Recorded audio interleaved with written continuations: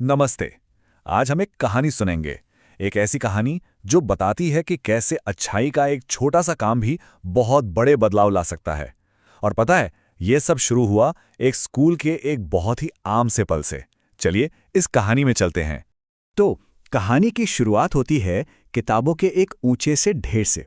सोचिए, ढेर सारी किताबें, स्कूल का एक लंबा सा गलियारा और एक स्टूडेंट जो उन्हें संभालने में लगा हुआ है। अब देखने में तो ये एक छोटी सी बात लगती है ना? पर किसी को क्या पता था कि इसका असर कितना बड़ा होने वाला है। तो चलिए कहानी के पहले हिस्से में चलते हैं। ये वो गलियारा है जहां सब अपनी ही दुनिया में गुम थे। यहीं पर हमारी कहानी की नींव रखी गई थी। जरा सोचिए उस स्कूल के गलियारे के बारे में।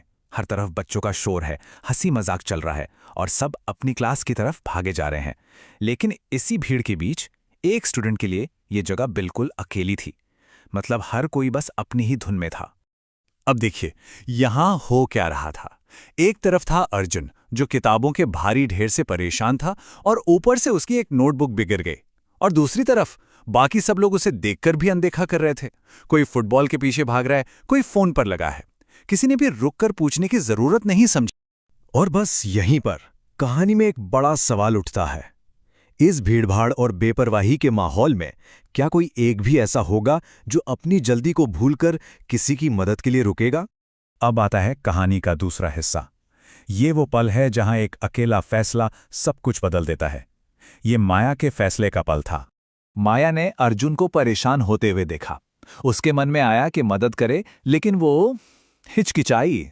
क्लास की घंटी बस बजने ही वाली थी। एक तरफ देर होने का डर था और दूसरी तरफ किसी की मदद करने की इच्छा। एक छोटा सा पल, लेकिन उसका फैसला कहानी को पूरी तरह से बदलने वाला था। और बस तभी उसे अपनी दादी की कही एक बात याद आ गई। एक बहुत सीधी सी लेकिन गहरी बात। अगर मदद कर सको तो कर देना। बस इन शब्दों ने उसकी सारी हिचक खत्म कर दी। तो बस माया ने सोच लिया। वो आगे बढ़ी और अर्जुन की तरफ मदद का हाथ बढ़ाया। ये एक छोटा सा कदम था, लेकिन इस कहानी का सबसे जरूरी मोड़ यही था। अब तीसरा हिस्सा। तो माया ने तो अपना फैसला ले लिया। अब देखते हैं इसका असर क्या हुआ। क्योंकि अच्छाई की पहली लहर वो तो फौरन महसूस होती है ना? हुआ ये कि अर्जुन जो परेशान था वो एकदम से हैरान हुआ और उसे बड़ी राहत मिली।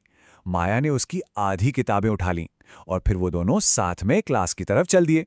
किताबें भी आराम से डेस्क पर पहुंच गईं। देखिए कैसे एक छोटी सी मदद ने एक बड़ी मुश्किल को चुटकियों में हल कर दी। पर बात यहीं खत्म नहीं हुई।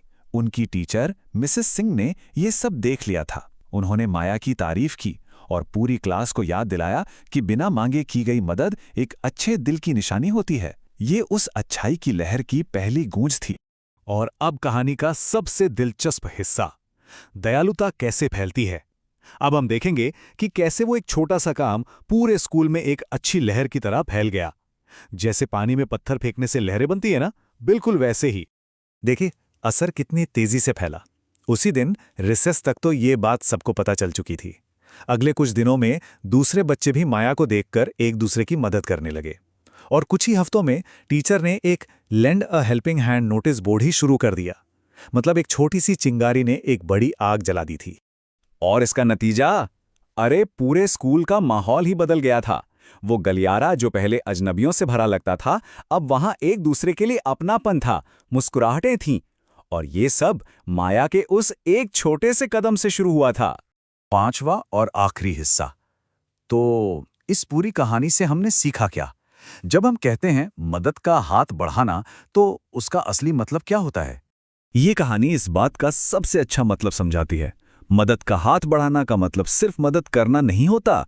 इसका मतलब है किसी की जरूरत के समय बिना किसी तारीफ या इनाम की उम्मीद के आगे आना, बिल्कुल वैसे ही जैसे माया ने किया। और आखिर में यह सवाल हम सबके लिए है। जैसे माया ने दया की एक छोटी सी लहर शुरू की जो पूरे स्कूल में फैल गई, वैसे ही हमारे छोटे छोटे काम भी एक बड़ा अच्छा बदलाव ला सकते हैं। तो सोचने वाली बात यह है कि आज हम कौन सी लहर शुरू करने वाले हैं।